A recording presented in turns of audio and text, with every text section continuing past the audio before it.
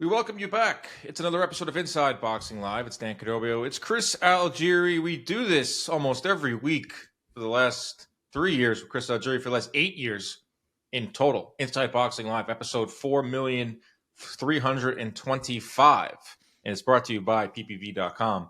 The leader in live streaming boxing events will be there December 6th for a big one. Lamont Roach and Pitbull Cruz. Thank you to Lamont Roach for coming on the show last week. We don't have many guests on this show, but when they do come on, they're good interviews. And Lamont Roach was an awesome interview. He'll be fighting Pitbull Cruz, Janabek versus Laura Oshaki, Foster versus Stephen Fulton. Triple header, San Antonio. Stream it live on ppv.com. We'll never ask you to lock in for a year. You can order fight by fight, no subscriptions, clear stream, phone, tablet, projector, anywhere. Watch it on your Nintendo, everywhere.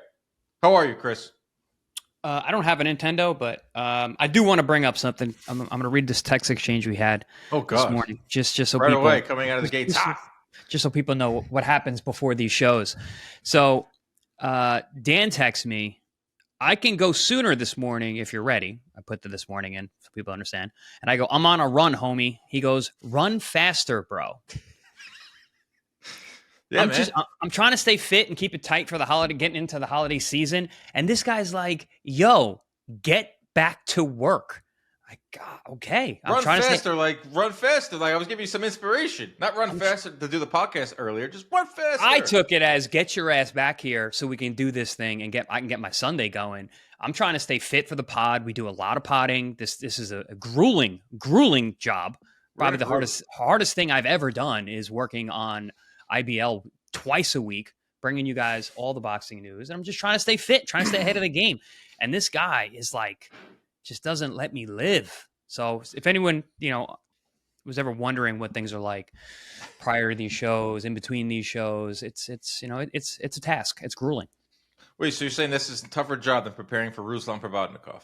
Dude, this is the hardest thing I've ever done. Tougher than getting 2 degrees from higher education. Tougher than my kickboxing world titles. Tougher than boxing. Tougher than commentating. All the work I have to do. This is by far the hardest. No, I'm kidding, guys. This is a lot of fun. It is work, but it's a lot of fun.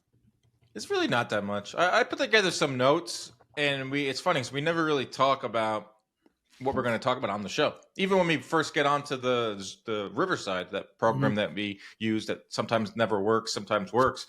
And we just get right into it. We just, boom, this is it. I know it's Inside Boxing Live. It's not live. It's Inside Boxing Live to tape. But we're pretty much live. Like, we've never stopped and been like, hold on a second. Run that back, I don't know what to say next. I don't know what to say. Well, so the point is that I'm saying, like, in terms of all the work that goes into it, like, just because we don't have to, like, do a ton of prep doesn't mean that we're constantly working, because this is boxing and we both literally are dedicated to the sport. So everything we're ever doing related to boxing is preparing for each and every show. Right. And I don't think anyone cares. The work happens after the show's done.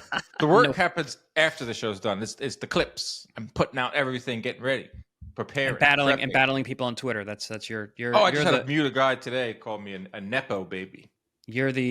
Wow, that's a good one. You're the gladiator of IBL. You have to go to bat and go to war, shield and sword in hand daily on Twitter. This guy called me a Nepo baby, but he actually had his face on his picture. I wish he didn't have his face. I wish he didn't have it. He was the most hideous looking guy ever. I block him immediately because I didn't want to ruin my morning. You're attacking their looks. This is great. Twitter. Twitter brings the best out of people. It really, truly does. Once, I wish this troll didn't show his face. He knows who he is. All right, let's get into it. Big time fight over the weekend. A Ben has defeated a Eubank for the first time ever, Chris. In history.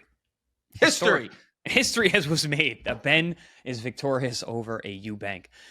For those of you who don't know the backstory, their fathers fought, 40 years ago, 30-something years ago.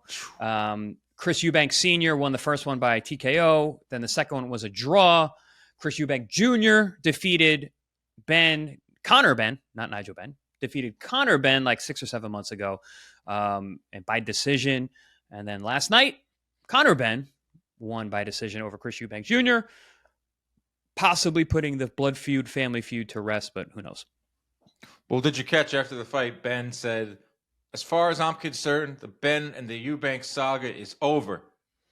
I have a kid, and Eubank has twins on the way. I was like, what is that? Like, so in 30 years from now, are they going to fight? Like, why did he put that little part in there? It was so weird. It's also funny that now he's declaring it's over. All right, I got to win. We're good. We're going to move on. Like, well, if he had lost, would it have been over? Like, it would still been over? I don't. It's right, kind of exactly. Interesting. I think it is over. I hope it is over. I think so too. That was a pretty one-sided beatdown. Unanimous decision. Ben drops Eubank twice in the 12th round. He outlanded Eubank 173 to 66. Eubank only landed 6 punches a round after landing 31 a round in the first fight. Eubank only landed 36 jabs in the entire fight after landing a career high 140 in the first fight. Obviously, we'll get to Eubank and the weight and him not looking good, 50 Cent, all of that. But Conor Benn gets the win. And maybe I'm a hater, but I'm going to say it anyway. I didn't watch that fight and say, wow, Conor Benn is a future champion. This is one of the best fighters in the world. I said, wow, this is the best version of Conor Benn we've ever seen. But he's going to get those shots. He's going to get title shots. He's going to get opportunities because of his name, because he's a figure in boxing. I mean, we've seen that. You can jump the line. People just are gravitated to what he's going to do next and want to see him lose, want to see him win. So we will see Conor Benn in big fights after this. And that, we said last week, was a big drawing point of this fight, is the winner of it's going to move on to bigger fights. And the loser, this time it's Eubank, may not fight again or may not be in a big fight. But I thought Eubank fought well. But I wasn't like, wow, this guy's a future champ. You think Ben, you said Eubank, you meant Ben. Sorry, Conor Benn. Okay. It's Sunday morning, guys. This is a common occurrence. If you ever correct me on the fly, shows. Chris. Be my eyes and ears. I got you. I'm locked in. Yes, Conor Benn, definitely best performance of his career. He fought what we said last time. Like, he needed to be more disciplined, and this was Chris Eubank's fight to lose, and he just never got out of first gear. I mean, he just had nothing from the opening. He looked uncomfortable. He looked frail. He looked unsure. He just couldn't get anything going. Zero momentum. Landed a few really good shots here and there, but couldn't build on anything.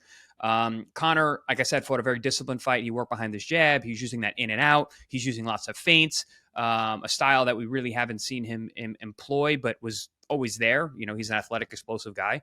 And I think there's a lot of ways to look at this.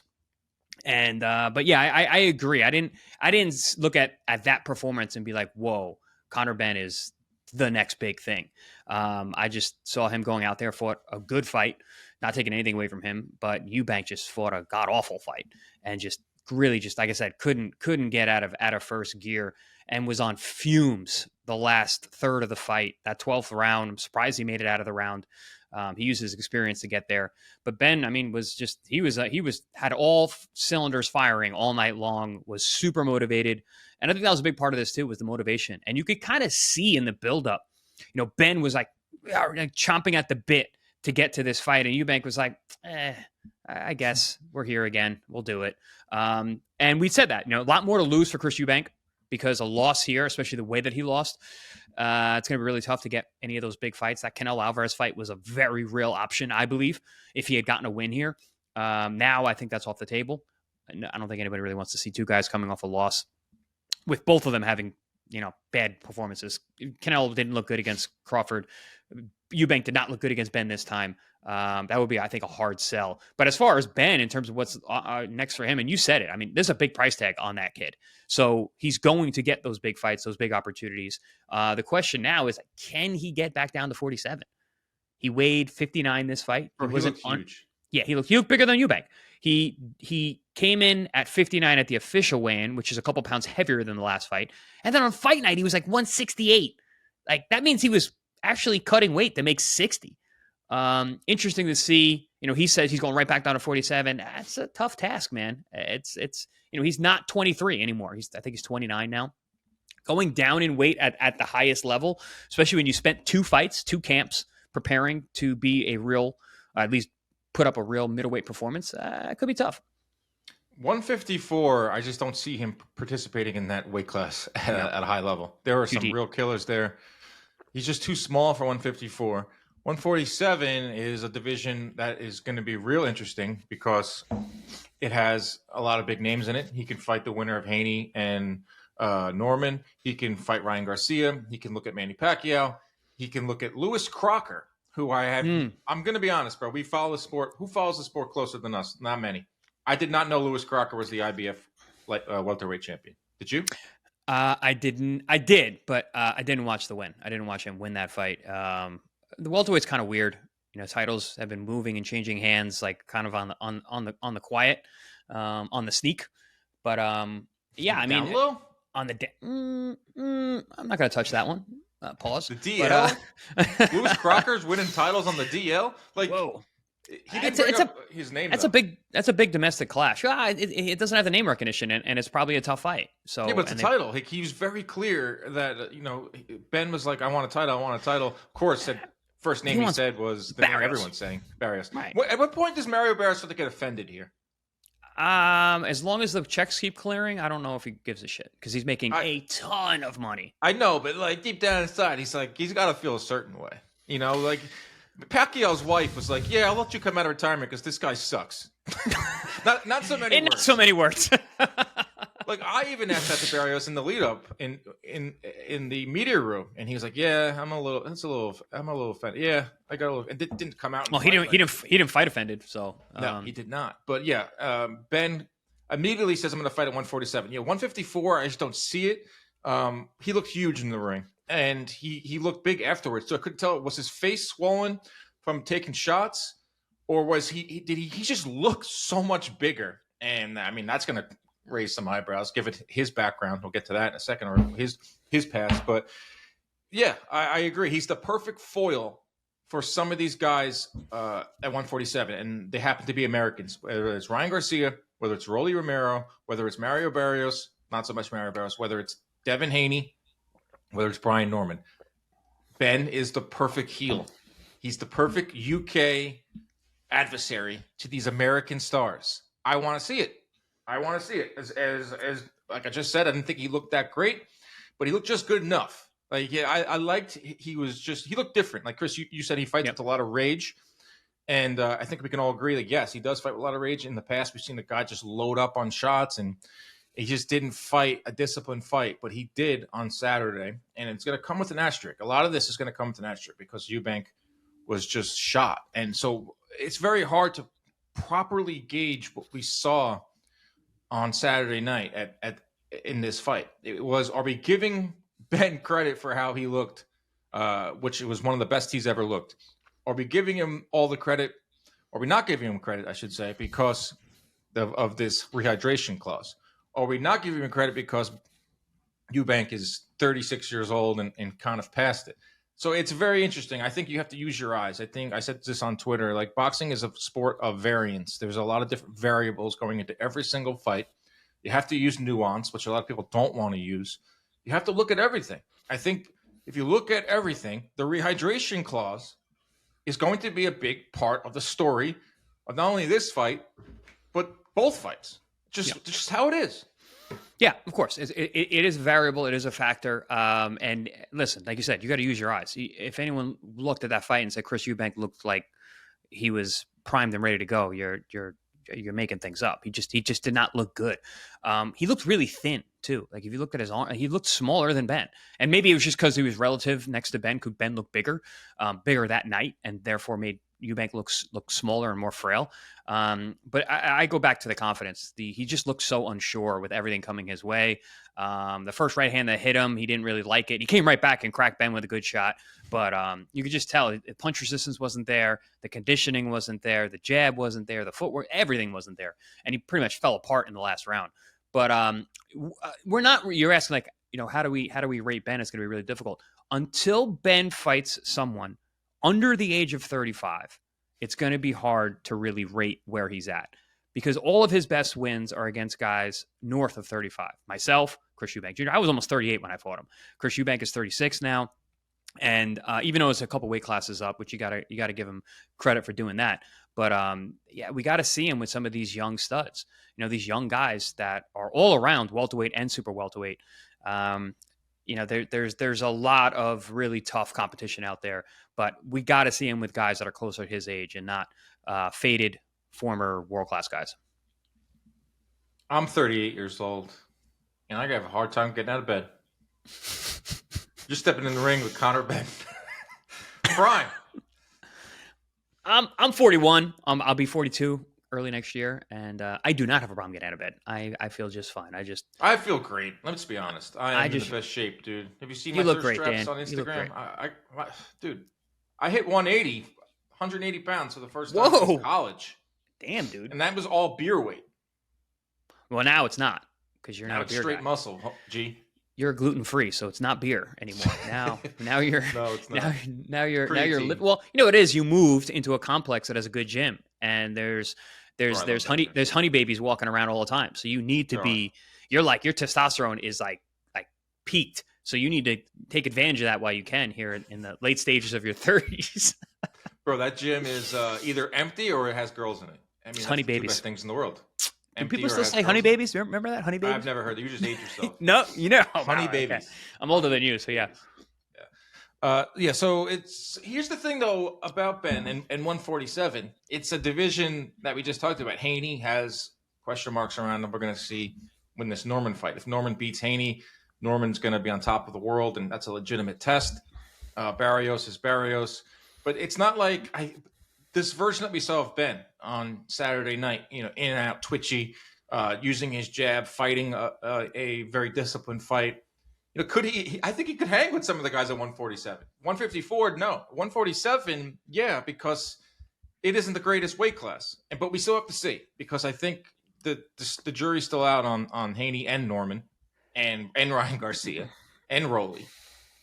You know what I mean? It's not like he's jumping into an insanely talented division at 147. He's jumping into a division with names and big names and a lot of money. Yeah, talented guys, but also guys that Haney. This is gonna be his third weight class, and Ben is going to be a big 47 pounder in a fight with Haney. Ryan Garcia, another guy in his third or fourth weight class, but he does have that game changing power. Brian Norman, a real welterweight, but young and it's early in his world class, elite level. Crocker is there. He's looming. He looks like a real welterweight to me. But yeah, no, that style that he employed, yeah, I could. It's a good style with what he has, because he is explosive. He is athletic, physically strong. He's got a good motor. But the discipline that he showed against Eubank, we're not going to know how disciplined he really is until he has some resistance, because discipline's a really hard thing to maintain for 12 rounds. But if you got a guy in front of you who's not giving you anything back, stick to the game plan. He gave him nothing back. What happens when he's in there with guys like a Devin Haney and a Ryan Garcia or a Crocker, when they're not just there to get to the end, when they're actually fighting back and they're trying to win? Because at no point during that fight did it look like Eubank was really trying to win, or could he muster up enough to try and win. So great performance. I'm taking away from that. But again, like you said, there's going to be asterisks, and the jury is still out on Ben. But this version of Ben could make some noise if he can get back down to 47. With that being said, did you want to see Ben step on the gas a little more and take out a guy that was, for lack of a better words, looked like a dead man in there? I mean, he got him in the 12th, got him down in the 12th. Would you want to see, if Ben really, a real statement here would have been Ben stopping Eubank rounds 9 through 12? I mean, he almost did it. He almost did it in the 12th, but it did. I think Early. if he would have stepped on it earlier, he probably would have gotten him out of there. Because, like I said, Eubank was really on fumes. I would have liked to have seen his corner being like, you know what, man, this is it. This guy's prime. Go for it. Like when Floyd Mayweather beat Diego Corrales, his dad yelling from the corner, 2-3 more rounds, he's ready to go. Let's get him out of there, kind of thing. That's when you show true world class understanding of what's going on. We didn't see that. He did the job. He was very workmanlike early on, stuck to the game plan. I was surprised. I thought he was going to go out there, just go back to what you did in the first couple rounds of the first fight. You probably would get him out of there. But maybe Eubank was hitting him with things that were like, all right, keeping him honest enough, because Eubank was throwing some good shots and did land some good shots late that you're like, okay, he's still got a punch. He is still a bigger man. He's been campaigning at the classes for longer. So maybe it was that.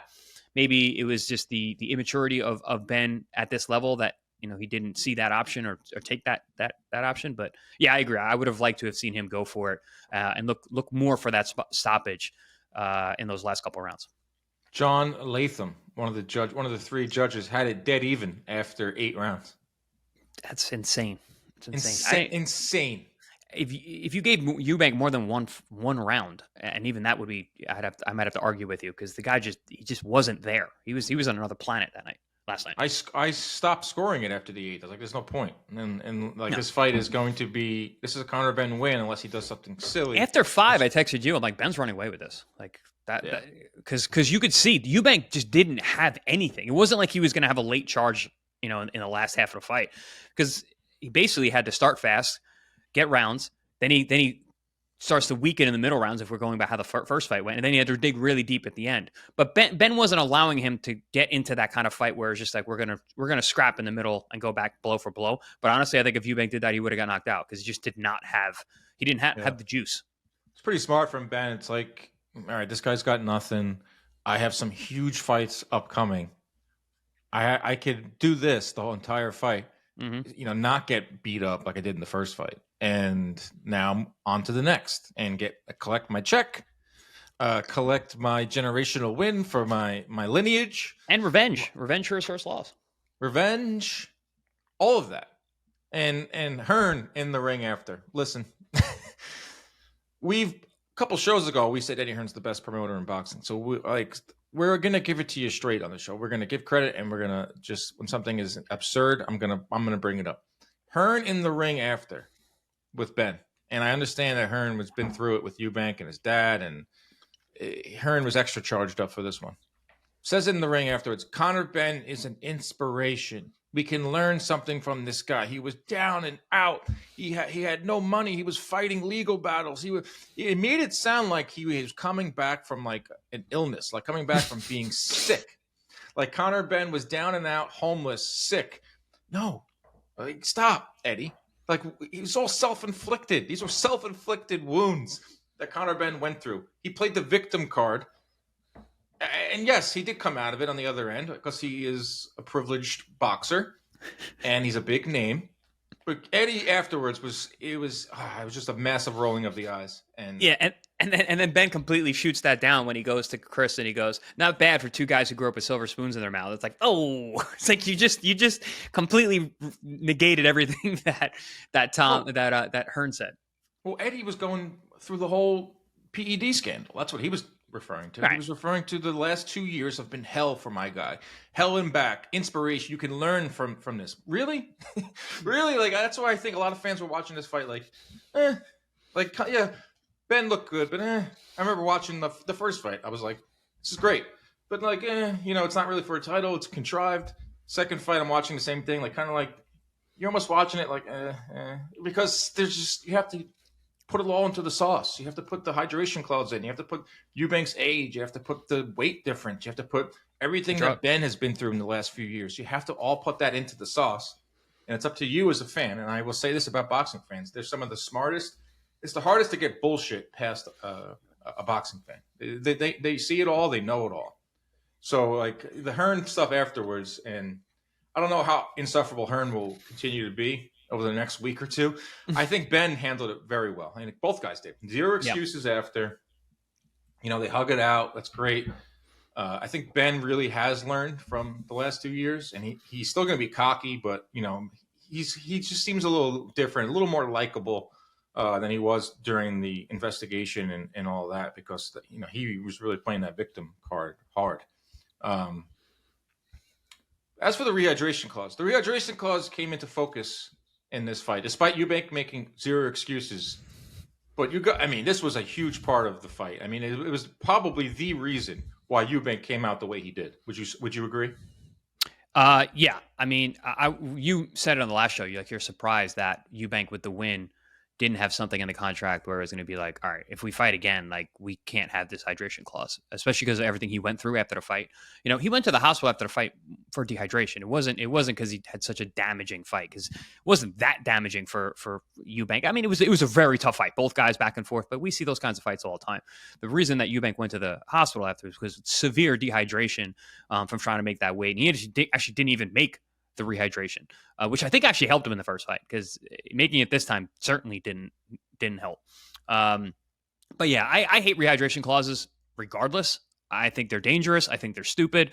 I think you're handcuffing someone's ability, and you're also just putting them in severe danger.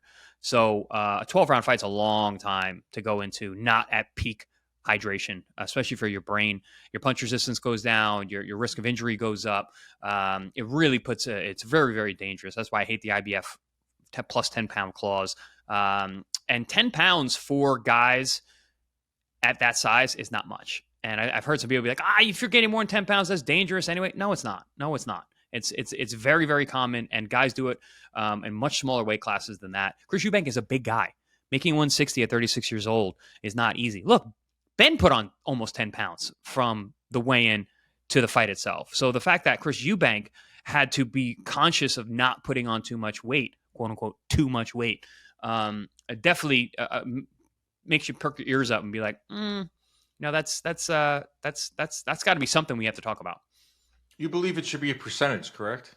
Correct. So the IBF has having an absolute number of amount of weight that you can gain for across the board in weight classes. So you tell me a 108 pounder can gain 10 pounds, but also a light heavyweight can gain 10 pounds. That makes zero sense.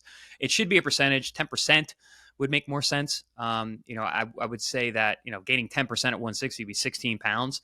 That's a lot of weight to gain between a weigh-in and a fight, but not uncommon. But definitely much more in terms of safety, having that extra little leeway. If you gain 12, you gain 30. That's the thing. If you gain 12, Dan, and then I got to go cut weight the morning of the fight, that's not good for anybody. Absurd. 2 pounds doesn't seem like much, but having that to pull 2 pounds off of you before you step on a scale at 7 a.m. for a day of the fight is absurd. And it's just 2 pounds. Just 2 pounds. So if it's plus 10, maybe it's a lot. It's a lot. So, well, the 16 I think would be perfect, because you can come in at 12, 13 10%. and comfortably, or you can go up to 16, which is 6 more pounds than the 10. Yeah. You can't go past 16. I think that'll be a lot more healthy and something that they should take a look at. But props to Eubank, did not make any excuses. He accepted this deal. He accepted it twice. Yep. He knew what he was doing here. He took the money. A lot of fighters would do this. This is life-changing money for a guy that had money his whole life. This is life-changing money. So I know that Eubank's not making excuses, but I'm seeing a lot of people out there, like myself included, like, can we really give Ben the credit for the win? Well, yeah, this is the rule set under which they agreed to. Yep. So he agreed to it. He knew this is part of the fight. This is part of why some people were just completely turned off by these 24 rounds and everything that came along with it over the last 7-8 months. And it goes beyond the last 7-8 months. Remember, this fight was supposed to happen years ago. And that first fight was at 157. That's right. That's what they wanted to do to Eubank. It's insanity. And I know that there's some out there that's like, oh, Eubank has made 160 comfortably for the last 6 fights. No, he didn't. He came in overweight last fight. And you texted me, Chris, like, Eubank would have been smart to blow past the weight again.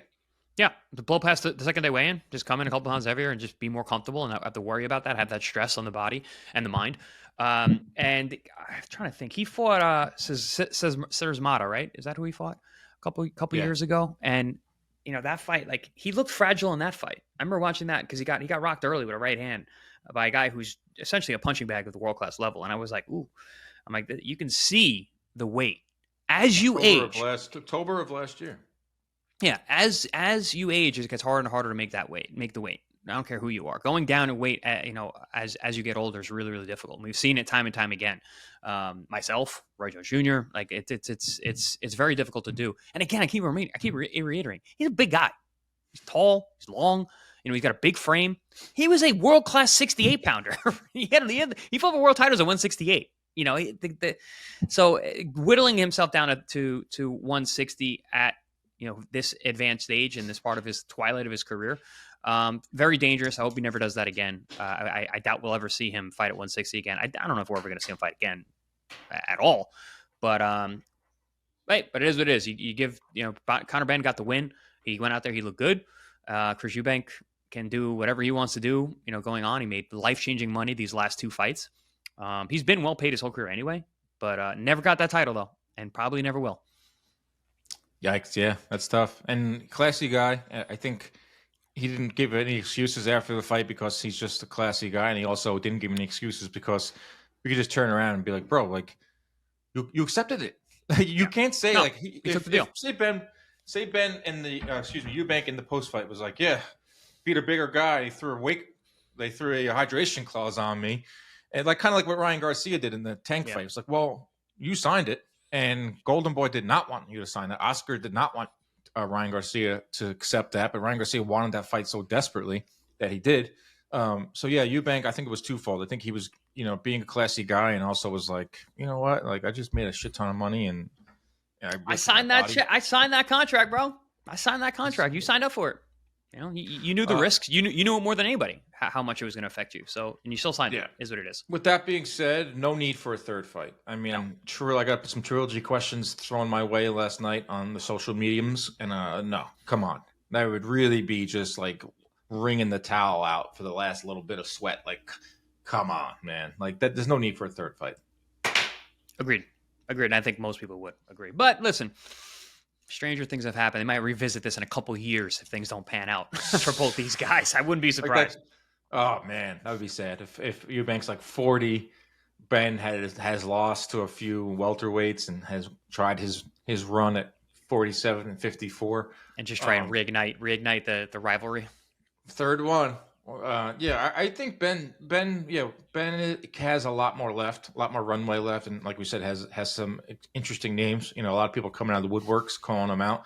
So Richard Hitchens say he'd go up to 147. Shakur Stevenson, they had a little dust up on Ariel's show. So like anyone will be calling out Ben because he just puts asses in seats, and he's a big name for Eubank. Yeah, I thought a Canelo fight was in the cards for him, even like a Shiraz fight if he had won. And I thought even a Canelo fight was in the cards if it was a great fight, and there was some back and forth action. But when you look that bad and weight or no weight, and you're just going to be really hard for him to get a big name in his next fight if he even wants to fight again, because he didn't make any excuses, Eubank, but he kept alluding to like something in his life that's been going on. I saw that. It's like a soft excuse, not a full excuse. I've been going through a lot just to even get into the ring, and everyone's like, "Does that have anything to do with the weight?" And he said, "No, blah blah blah blah." So maybe we'll hear from Eubank there. As for the entire card, Jack Catterall picked up a nice win. Looked better. Looked good. He got Boozy Ennis in his corner. Has been active. Catterall. This was his third fight of the year. And he had like a little extra spite in him. That's something I feel like he lacked in his career. And he got the late stoppage. And I thought, Jack Catterall, okay. You're looking better. You're looking more entertaining. You're getting stoppages. And he's at 147 now. And I think he's a mandatory, I believe. Yeah, he showed really good balance, especially with that finish at the end there, the way he was letting those punches fly. Impressive performance. Usman is a tough guy, older guy. He's really only known for beating. He's really only known for upsetting Josh Taylor in his hometown. But a tough, solid guy, and a good win for Catterall, Jack the Cat. Catterall. Yeah, he's a nice guy, and a talented guy, good guy. Again, he's left a lot to the imagination in terms of being exciting, but this was a much more exciting performance. I think this is also kind of like this has a little personal victory attached to it because of all the controversy with Josh Taylor and Catterall. That first fight where he could have been undisputed if he had gotten the decision that most people thought he deserved. He got the revenge fight, but it wasn't for the undisputed when he got Taylor the second time. But then Taylor also lost to this guy. So it's like, I got another win over a guy who beat you. I beat you the first time for real. So I think that's a little extra feather in the cap for Jack Catterall because of the relationship with Taylor. Yeah, he looked good, and he's going to get a big fight. And he's got Matchroom with him, which I thought was a good move for him. He got Boozy Ennis, which is, when it first got announced, I was like, wow, that's a strange partnership. Got a guy from Philly and a guy from UK who's so quiet, but it's turned out so far to be very fruitful. Wait, just to go back, the 50 Cent aspect, we forgot to touch on that. That was a surprise. That was fun. Yeah, it was. It was. I just caught you off guard there. Yeah, yeah, that was a little bit out of nowhere. Because I really wanted to touch on it, because the reason I'm bringing this up is because someone said afterwards, damn, homie, in April, you were the man, homie. Yeah. Was the fight in April too? Yeah. That's awesome. That's awesome. Yeah. Damn, and homie. immediately had to post my picture of 50, and you sent me your picture of 50. That was a great walkout. 50 Cent? Who else does he come out with? Someone pulled it up. He just, when you're at 50 Cent's stature and you've just been around so many athletes and so many fighters and so many, you could pull up just any pictures. You know, you could pull. He's been around winners and he's been around losers. Yeah, I'm wondering how that conversation even came about. You know, super surprised. I was like, what? Yeah, that was out of nowhere. I was like, this guy's walkout is. I mean, the walkouts in the UK are awesome because the fans are so great. You know, Ben had his couple different songs. The walkouts are so long. It was great. Oh, Ben's especially, but four songs long. Yeah, that's a lot. Drums. But yeah, I think the 50 Cent Eubank walkout was like, whoa, that guy's always full of surprises. He is a showman. Say whatever you will about him, about his performance that night, but he is a showman. He was classy in defeat. But yeah, I think we can move on from this rivalry and these guys fighting and any of this stuff. And 50 Cent. We'll go back to Adam Azim. From 50 Cent to Adam Azim. Oof. Washed Scooby. Washed him. Talented is Adam Azim. I had a lot of people asking me about this fight going beforehand. You know, a lot of Northeast guys, U.S. guys, like, yo, who do you got in the Scooby versus Azim fight? I'm like, I have never seen anything from Scooby that shows me that he can deal with a guy like Adam Azim. And that's exactly what happened. I mean, it was a complete washout, dominated through and through, and just broke him toward the end of the fight. It turned into just the toughness of Scooby, you know, being physically strong, taking a ridiculous amount of body shots all night long. And Adam Azim just put on a showcase. That was a showcase performance against a very solid guy who brought it at the weigh-in. He brought it at the press conference. He brought it on socials. You know, they brought it everywhere except for when it came time for the bell to ring and actually a fight, because he really had nothing for him. Just different levels of class between those two guys. Yeah, Azim was minus 1,100. Yeah, and same thing. Right. Same thing. Like people, I mean, Scooby just looks the part. Very in shape, very good on the mic. Azim, there was questions still about him. Is he the real deal or not? And I remember thinking in my mind, I didn't want to disrespect Scooby because I liked the guy, and I was like, this is not going to be pretty. I mean, and I feel like Azim could have got him out of there early, but he was respecting Scooby's athleticism and power, and he was just pumping that jab. It was a very, very smart fight, Azim. And then drowned him late. Very good fighter, very promising prospect in UK boxing, which they desperately need. Rest of the undercard prospect or contender at this point, because I could see him in a world title fight soon. He's good. He's I would say he's in that like middle ground, right? Like not like prospect is not he's jumped in between the gray area between prospect and like title and contender. He's like right on the doorstep. I think, at least. I don't know. I mean, he's really good. It's just he's got a boxer behind him, and rest of the card was okay. Nothing really to write home about. They moved it quick. I'll give them that. It moved the pacing of it was really good. So that's that over in the UK. Over to Mexico on Tubi. Mexico. Rafael Espinoza, 11th round TKO Arnold Kaga. Another fan-friendly, TV-friendly performance from Espinoza. Probably the best featherweight. Yeah, he is the best featherweight in the world. He's the guy to beat, champs. He's got to be, right? I mean, he looked really good, and he's just just fun to watch. I mean, his great offensive fighter. His uppercuts were brutal. Kagai landed some of his own shots of his own and was proved to be very tough. But Espinoza is the goods at 126. Yeah, he's a combination puncher. He's a punishing guy, and he drags you into fights, but he gets hit. God, does he get hit? Kagai landed some big shots. He really had some well-timed overhand rights and left hooks. That concerns me when you look at the talent at featherweight, and he's been able to walk through these guys' shots. He's kind of take one to give one, and then he follows up with 3, 4, 5, 6 punches, which has been his kind of his moniker. But you can't do that with guys like Angelo Leo, who can start you, with a left hook. It's the way that he did to Venado Lopez. I saw a lot of things that Kagai was doing that Angelillo does better.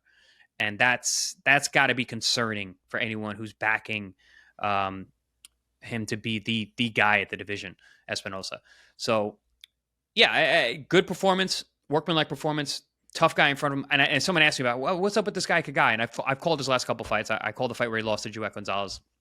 And I was like, he's solid. He's very solid. He's good. He's pretty good at everything. He's tough. He's not great at anything. So that's what you would kind of expected him to take a bit of a beating. But I thought he landed a lot more punches than I expected, and effective punches, because the guy can fight. But yeah, Espinoza is part of the reason why we love him so much. Part of the reason why he is so exciting. There's holes. There's holes in that defense, man. The guy gets hit, and he's fun to watch, but that shit runs out. Almost like a Venado Lopez. Venado Lopez was the man at featherweight, and you're like, wow, this guy he's a monster. He's beating everybody up, killing guys, muscling guys up, and then he gets starched because at the highest level, defense matters, man. The best fighters in the world don't get hit that much. So there is some concern. I like Rafael Espinoza. I like him as a person. I like him as a fighter. I like him as his style, everything about him. But gotta be careful, man. Can't be getting hit with those big clean shots like that. Yeah, everything you said, I pretty much in lockstep with. Bruce Carrington went on to Twitter and calls him out. You don't hear many people calling out Rafael Espinoza, but Bruce Carrington is one of them. Is banging that drum. They're both signed with Top Rank. I don't know what's going on with Top Rank. I will say the Tubi things are awesome. They're free. It was cool to hear Corey Erdman, but there were some parts where it's this morning. You were talking to Erdman. Yeah, like that, because his call was great. It was really good. He's so good. So good. He's so good on the mic. He's so good. He's so knowledgeable. He does the homework, and he just sounds good. He just sounds good on the mic. So I had to reach out and tell him he did a great job. Yeah, he's awesome. He's great, and like I said, I'm happy that these fighters are getting dates still. I'm happy that we're able to watch it for free, but there are certain aspects of that Tubi, they're limited. There were times where it's just like a wide shot, and I felt like I was watching like a stream, or like there's just weird commercials. It's just not the smoothest production. I can't complain too much, but it's like, all right, let's get a streaming home for Top Rank, because they have some serious talent here, and I think they're getting closer and closer to it. I really don't know. I'm just going off of some things I see and hear that they should have some things. Maybe that Zayas Barao fight ends up on the new streaming platform for Top Rank, because that's a pretty big one. But yeah, so Bruce Carrington calls out Espinoza afterwards. Carrington is ranked 6th of the Ring magazine at 126. Angelo Leo is the other champion, or Carrington is not a champion, but at 126, Leo is the champ. He's fighting February on Pro Box with you guys. Nick Ball is the other champion. Stephen Fulton rounds out the champions at featherweight, but he is fighting at 130. So I expect Fulton to vacate. Is it going to be one of those situations where he has to vacate as soon as he fights for that other title at 30, or is he going to be able to come back down and hold on to it? That's. I mean, I know you probably don't have that answer, but that's something to think about. Just asking a question out loud. Yeah. I don't think he'll ever fight at featherweight again. He's up there, and I don't see him making that weight. I even know the better fights are at featherweight, and I don't see him getting the Inoue rematch. I think he's just a big guy. He even said he'll fight at 147. Fulton. I know he just tweeting out crazy stuff, but I think he was frustrated with the Oshaki Foster situation going on and off, that he was like, I'll fight at 147. F it. So I don't know. I love Philly fighters, man. Love it. I love it. Yeah, I'll jump up 3 weight classes. I've already jumped up 3. Cool. Let's go. Yeah, I'll wear Timberland and jorts and Timberlands and break the internet. I love Stephen Fulton. I can't wait to get out to San Antonio and do some content with him, because he seems like a really, really. I've interviewed him a few times, but cool. Boy, yeah, so there's he's the best, bro. 4 different champs at featherweight. It's a great division, but it's kind of stalled out a little bit. It was one of my favorite divisions last year. Inoue, I still think is far away from joining it. Maybe he doesn't join it at all. I think the Nakatani fight will be the one at 122. So I don't even know if Inoue is going to be there soon. So I think it's Espinoza's division right now. But like you said, Chris, very vulnerable. So I don't see a Carrington beating him. Still want to see it. Espinoza needs to fight someone now, and Carrington is ready, willing, and able. Same promotion, top 10 Carrington. Just that. Come on, Espinoza Carrington. Just make that next. I think those 3 fights would be easy. The Carrington fight, obviously, he's been screaming from the rafters, from the rooftops about it. But even the Leo fight, they've worked with Top Rank before. Probax has, that's how he won the title against Fernando That won't Lopez. be until at least second half of next year. Right. Yeah, because he's got a February date. And Nick Ball, what's his deal?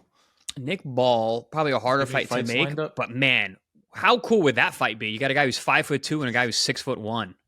That might be the biggest. Ball. That's certainly going to be the biggest height difference in featherweight history. But I wonder, he fought Sam Goodman. He beat him. Nick, his nickname is The Wrecking. I mean, why wouldn't it be? The Wrecking Ball, Nick Ball, especially the way he fights. He fights like a cannonball, like he's shot out of a cannon. I like Nick Ball. He's a lot of fun to watch. Nick the Wrecking Ball. I love that. I just don't see him giving Espinoza trouble. Really? I actually give Ball more of a chance than Leo. I don't. I think Nick Ball Leo is a really tough fight for Leo. That just the height is just too much. I don't know how it's a bridge too far to 5'2" to 6'1", and Espinoza, does know how to use that length and he can punch. It's a really uphill battle for Ball to get on the inside with that. But if he does, that's the thing. People don't understand. When you're a shorter guy, you actually have advantages on the inside. Problem is getting there. Your arms are shorter, your range is tighter. But you got to get past that critical distance line without taking too much damage. And Ball does get hit. Speaking of weights and everything, Espinoza, huge. I always wonder how he makes that weight. But not only did he make the weight at the weigh-in on Friday, then he busted out into song. I've never had to make weight before, Chris. You have. Yep. Mm-hmm. Could you imagine busting out in like a full-fledged song after you just tipped the scales and probably had a tough cut? Regardless of the weigh-in, no one wants to hear me sing. So that wouldn't ever happen. But in terms of your shitty voice, could you imagine singing after cutting weight? I could, depending on the weight cut. But yeah, I mean, later in my career, probably not. But earlier, yeah, I mean, I used to make weight pretty easy. All of my welterweight fights, forget it. Here that made weight easy.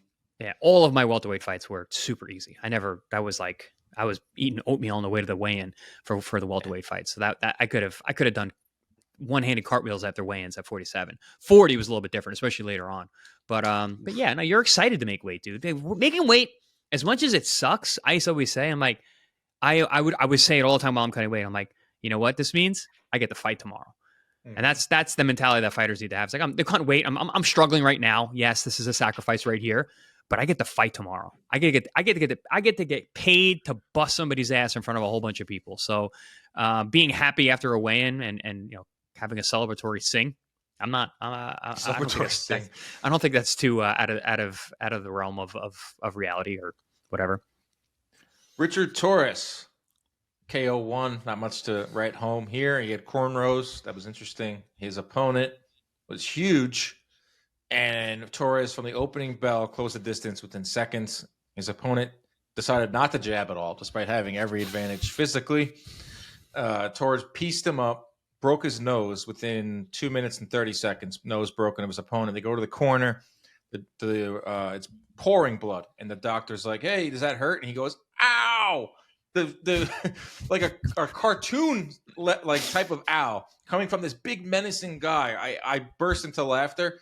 I don't mean to laugh, but it was just one of those moments that was just so funny. But Torres gets the win. Didn't learn much from him. Just remain active, stay active. And I said this on Twitter. I got a little bit of pushback. It's like, I don't know how far Richard Torres can go, but I do know that he presents something a little different at heavyweight. Very crafty, small, on his toes. I just don't know how far he can go because he hasn't fought anyone. Yeah, I agree, and it's tough to be the 230-pound heavyweight these days. He like you said, he's definitely he's crafty. He's got a big amateur background. He's tenacious. He's super aggressive. He's got some heavy hands too. He's putting hurt on all these guys. That Guido Vianello fight is looking really good in the rear view. That's his best win thus far. That's a good win. It's a very good win. Guido Vianello is good. Yeah. Kind of forgot about that. Yeah, it's a very, very good win. Wish I would have known that when I was fighting people on Twitter. It's like, yeah, I mean, that's a good win. It's a very, very good win. And that gives me a little, because I was with you. Prior to that fight, I was like, I don't see how this guy could really contend even at a sub-championship level once he gets up there. But then that Guido Vianello win, who is a true super heavyweight, that guy's big, he's athletic, he can punch. So, and he won that fight handily, and he showed his class that night. So on the basis of that performance and that win, I could see him making some noise. I love him calling out Moses Atalma because he's a guy that I don't think a lot of people are calling out, at this point, because he's the second coming of Mike Tyson and whatnot. But as dangerous as Atalma is, you got to look at Torrez. You got to look at his amateur pedigree. You got to look at the opponents that he's fought, mostly the Guido Vianello fight. And you got to look at his style. It's an interesting matchup. It's an interesting fight. I don't dislike that fight at all. Torres is 26 years old. It's very sparse at heavyweight. The competition it's either very tippy top or it's the guy he fought on Saturday night. So there's really not much in between. Just stay what you're doing. Keep gradually building it up. Trust your matchmakers at Top Rank. Talma's going to do his thing. He's clearly ahead of you. There's only so many fighters. There's only so many heavyweights. So if Torres keeps doing his thing and works his way into like a mandatory situation, and say like 2 years from now, 3 years from now, Atalma's on top, and it's like, all right, one of Atalma's next fights is going to be Richard Torres. Marketable fight, fun fight. We get to see more from Torres. He's a heavyweight. There's an American heavyweight with some promise, so he's going to get attention. Emiliano Vargas went the 10 rounds for the first time in his career. Shout out to his opponent, Montrell, who just took a ton of punishment, somehow was still standing, went down early. I thought this was a big-time learning experience for Vargas. He's going to be able to look at the tape Monday or today or this week and be able to work on some things and be able to improve in different spots, not some blowout. So I know there are going to be some detractors that say, oh, well, he didn't get this guy out of here. But no, you can't have it both ways. You can't want rounds and want tougher opponents, but then get upset when a guy goes the distance. So I actually like this performance from Vargas. Yeah, and he shut the guy out. He got to show his skills. And listen, it wasn't not for trying. The guy was super tough. He took a ton of blows, throughout the whole fight, head and body. So it's we got to see more of this kid, but we got to keep stepping him up. And if he doesn't get the stoppage, you want him to have fights like that where he's dominating and winning every single round. It was a shutout. So I'm not knocking anything that they're doing right now. Obviously, they're moving him a little slower than you would see some other guys, but it's because of his star power. He's kind of like he's at this point. Well, I'm not going to say he's the opposite of a guy like Conor Benn, but obviously famous father, marketable as hell, and you wanna also bring him to the point where he's ready for these big fights. He's only 21 years old, and he has 16 fights. So, and he's wildly mature when you talk to him. And I think that was a mature performance. So I think they're doing the right thing with him. I don't think we need to move him any quicker than we are. Keep him fighting the way that he's fighting, the guys that he's fighting. And as long as he keeps putting up the wins that he's, putting up and the performances that he is, whether he's blowing a guy out and setting records in MSG for first round KOs, or he's dominating tough guys and pitching shutouts. I think his progression is right on time for 21 years old. Adolfo Delgado escapes by the skin of his teeth. Down in the 12th round. It's actually probably the fight of the night against Golaz. IBF mandatory is now Delgado. So this is my first time really watching Delgado like up close. Up and down performance. I was like, all right, this guy's going to blow him. He's going to get him out of here. He was clearly a better fighter. And then, Golaz is landing shots, staying in the fight, drops him in the 12th. I didn't score it. I had it on kind of in the background at that point, but Delgado gets the win. He is now the mandatory at IB in the IBF. And I was having this conversation with our man Corey Erdman earlier today because this fight came up, and we both were in agreement. Lindolfo Delgado at one point looked like a really good, promising prospect, contender, Olympian. potential champion one day. I just think he's getting stale. He's stagnant. He hasn't gotten the big step up fights that he wants. And he's kind of been treading water for the last couple years. And sometimes that can ruin a guy because they start putting up kind of dud performances, or they're performing under their potential level time and time again. And you start questioning, like, does this guy deserve this shot? Is he really what we thought he was? Maybe he's overhyped. When in reality, it's not that he was overhyped. It's just that they're getting stale and stagnant in their training, and they're aging out. And I think he's 30 now, and spending all those rough camps at Robert Garcia's gym, dealing with monsters and getting, damaging sparring day in, day out, week in, week out, month after month after month after year after year after year. This guy might be wasted talent. We might never see him achieve his true potential because of the stagnation and how long it's taken him to get his shot. It's a shame because I really think he is talented. He's 30. Yeah, not great. Spring chicken. Needs his shot like ASAP. Well, this is it. He's an IBF. He should get into some type of title situation. We'll see.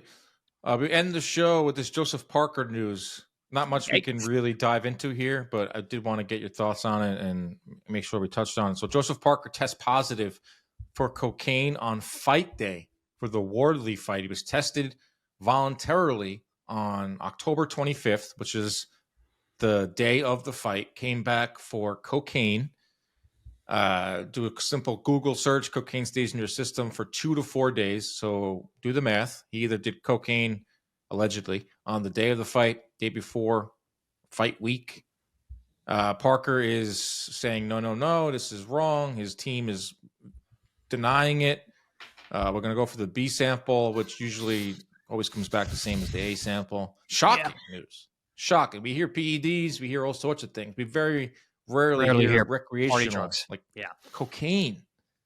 And I don't know, man. A lot of jokes were made, Chris, and a lot of silliness out there, but there's a lot of different ways this can go. This could be a guy that was tampered. It could be a guy that has a serious drug problem. And I hope it's just a lot of different things here. And I think Parker deserves the benefit of the doubt.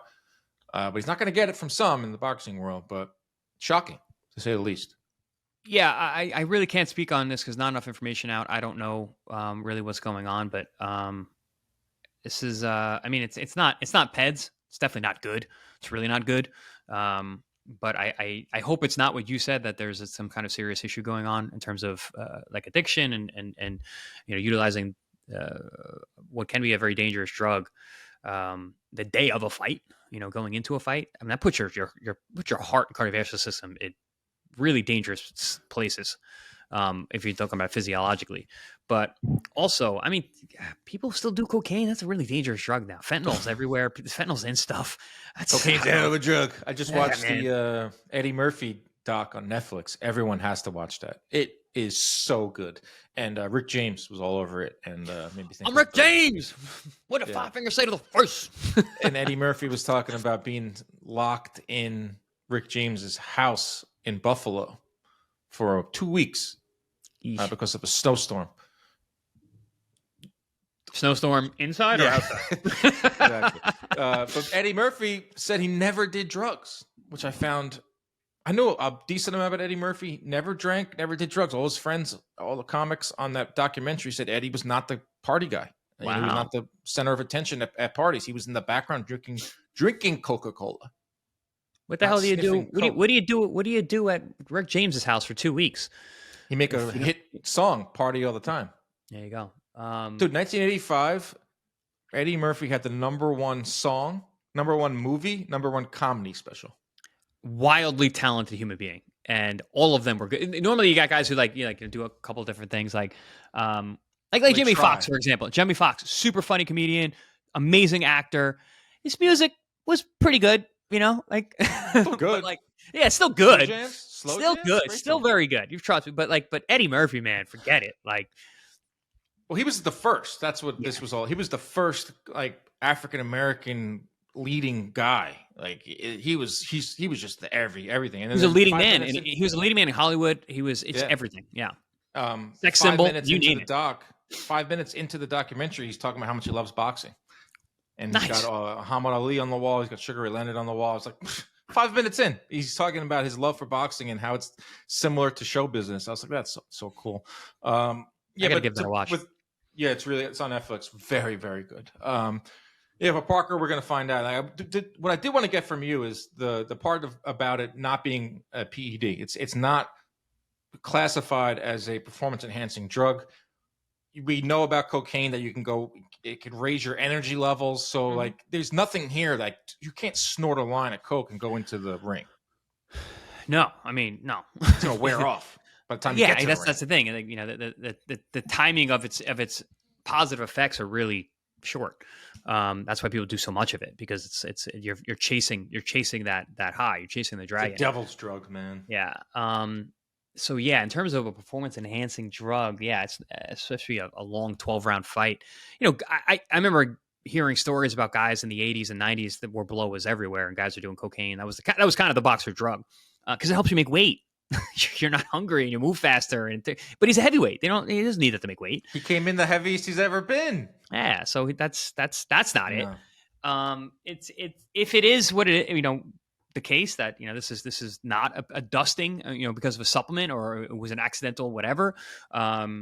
It does kind of make you think like, this could be a problem. You know, it could be an issue that he has, which would be really unfortunate because Joe Parker is a great guy. But yeah, I don't know. I don't really know what to say about this. I think we got to wait for more information. The B sample is going to be the same. I don't think that's almost literally never been different. And it's a shame for him to take the loss where he did because of how close he was. And we've talked about it on past shows. And then this on top of it, Joe Parker's down bad. Bro, imagine he won. Oof. Yikes. Gets the Usyk fight. The last 3 weeks have been, all right, we're going to set up this Usyk fight. And then this cocaine test. That'd be a very boxing story.